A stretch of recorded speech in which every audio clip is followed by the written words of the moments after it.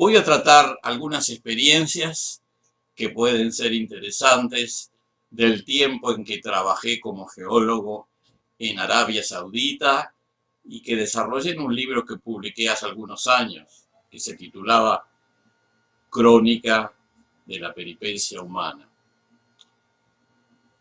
Más allá de los grandes volúmenes de petróleo, más allá de las estrafalarias ciudades y obras que se han construido en la región, más allá de todo ello, existe un mundo de pastores ambulantes de cabras y camellos que recorren sistemáticamente cientos de kilómetros en los desiertos árabes.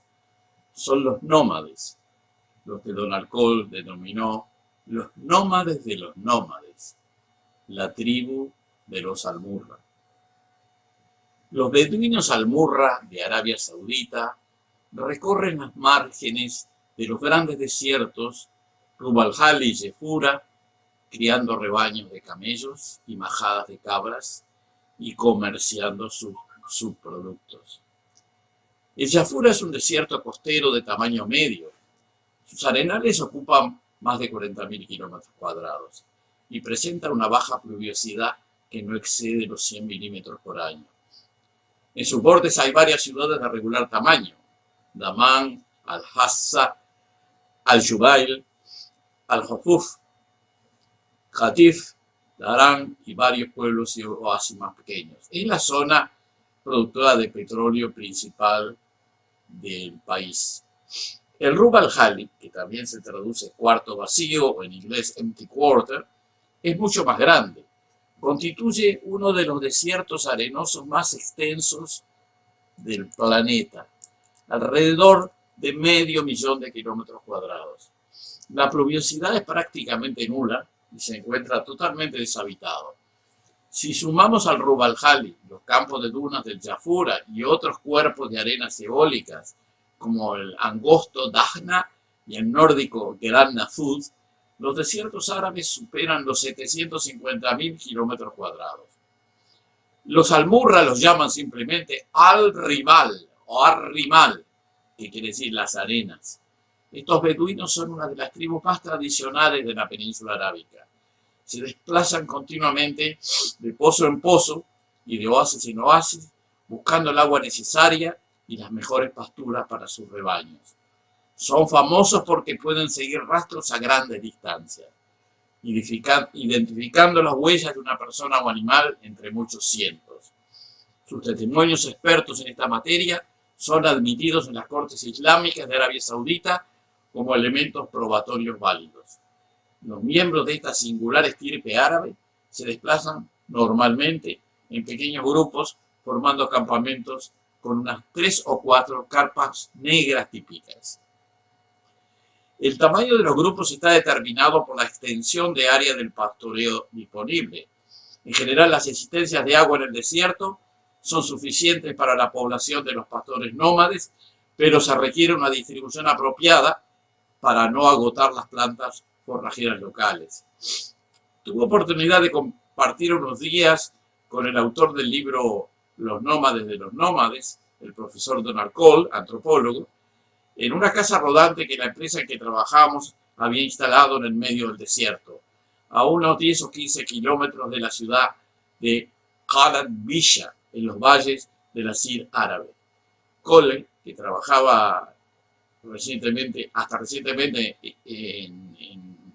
en el Cairo, en la American University del Cairo, en Egipto, me relató algunas experiencias con los Almurra en las recorridas que había hecho con ellos algunos años antes, que me parecieron de singular interés y me permitieron comprender a esta tribu beduina algunos años más tarde, durante mi estadía posterior en la provincia oriental de Arabia. Allí tuve varias oportunidades de visitar o estar con los Almurra en sus extensos dominios. En una oportunidad con mi hijo Diego y algunos colegas de la Universidad de Petróleo y Minerales, hoy llamada King Fahd University, viajamos a la localidad de Jabrin, un oasis en el límite del desierto de Jafura con el Rub al-Khali, en pleno territorio de los nómades. Llegamos a Jabrin procedentes de Al-Hufuf en 2 camionetas, luego de atravesar unos 200 kilómetros de desierto con la intención de cargar combustible. Jabrin es un pequeño pueblo de casas dispersas y huertas de palmas datileras, que en esa época albergaba unas 200 o 300 personas. Servía de base a los beduinos al-Murra cuando regresaban de sus salidas al desierto. La estación de gasolina, ubicada a la entrada del pueblo, era una casilla que estaba cerrada con un tanque de gasolina que se encontraba en la cima de una pequeña lomita rocosa desde donde bajaba una manguera. Nos acercamos a la población y al divisar a un hombre caminando le preguntamos cómo se hacía para cargar gasolina. Respondió en árabe: hay que pedir autorización al emir. Y a continuación nos señaló a la distancia una construcción diciendo: esa es la casa del emir. Al llegar al lugar señalado fuimos recibidos por un beduino vistiendo la túnica típica, una larga barba y una especie de alfanje a la cintura. El hombre nos invitó a pasar y a sentarnos sobre unas alfombras que cubrían el piso de una construcción más amplia. A continuación nos ofreció y sirvió el kahwa tradicional. En el mismo edificio había otras personas en pequeños grupos conversando, tomando kahwa o fumando shisha, que es la pipa de agua, en ese lugar, también sentados sobre la alfombra. Esperamos un largo rato bebiendo los repetidos pocillos de kahwa que nos servía el hombre. Luego, unas 2 o 3 horas, apareció el emir. Era un joven de no más de 25 años que se sentó con nosotros y nos preguntó a dónde íbamos. Y nos alertó sobre los peligros de viajar en el Rub al-Khali. Finalmente autorizó la carga de combustible y pudimos emprender la retirada. En otra ocasión fuimos desde Darán a las llanuras del lago Wadi Dawasir, en el borde norte del Rub al-Khali, donde se encuentra una de las principales rutas de comercio y pastoreo de los al-Murra. Wadi Dawasir es un gigantesco río antiguo que todavía se forma esporádicamente, por ejemplo, cada 50 años, con el caudal de los wadis Rania, Taflis y Bisha. Estos wadis bajan de las montañas del Hejaz y del Asir en Arabia Occidental. Fluyen 1 o 2 veces al año y rara vez llegan a sus respectivas desembocaduras en el Wadi Dawasir. Por esa razón, y a todos los efectos, se puede decir que Wadi Dawasir es un río seco. No siempre fue así. En tiempos pasados, tal vez algunos milenios, o excepcionalmente en tiempos más recientes, Wadi Dawasir tenía agua. En esas épocas, el gran Wadi desaguaba las inmensas llanuras contiguas que se recuestan al Rub al-Khali. Allí donde desembocaba el Wadi Dawasir, se formaba un abanico sedimentario incluyendo cantos rodados, arenas y limos que permanecían en el lugar hasta el siguiente creciente o hasta que el viento se encargaba de dispersarlo. Las arenas eran transportadas a las regiones vecinas del Rub al-Khali, mientras que los limos daban lugar a la formación de tormentas de polvos que eran llevados por el viento mucho más lejos, probablemente hacia los océanos y mares circunvecinos. Los cantos rodados permanecían como pavimentos residuales. En la actualidad, la zona donde desaguaba el Gran Wadi está ocupada por una inmensa llanura areno-limosa con una cobertura discontinua de cantos rodados en los antiguos canales.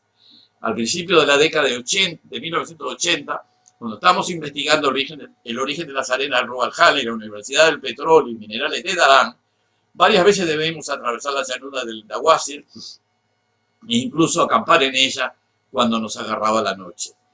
Precisamente, como señalábamos en párrafos anteriores, esta zona es un camino de pasaje de las caravanas de los al-Murra cuando se trasladan con sus vehículos, camellos y tiendas.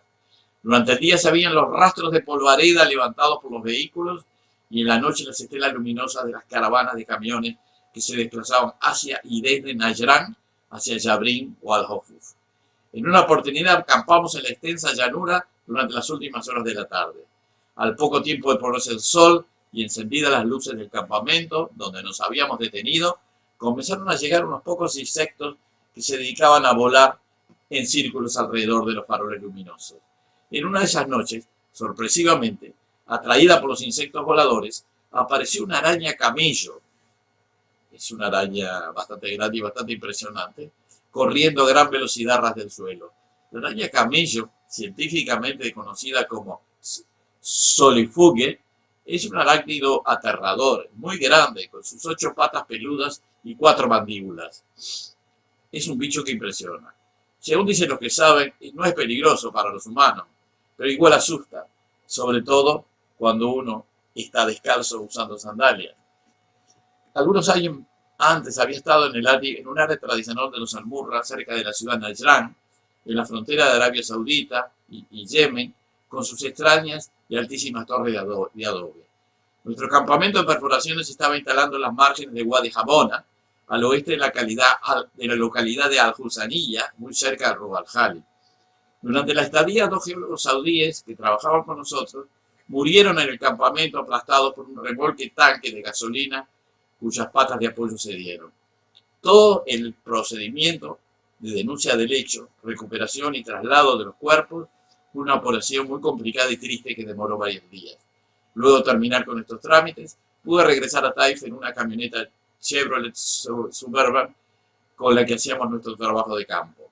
Los 800 kilómetros desde Najrán a Taif fueron solitarios. Subí los valles escarpados desde Najrán hasta Abha y Hamid Mouché, y luego, durante la noche, manejé mi camioneta a través de la zona montañosa de Nasir para llegar a Taif cerca del mediodía. En el camino encendí la radio, donde solamente podía sintonizar emisoras que irradiaban música árabe.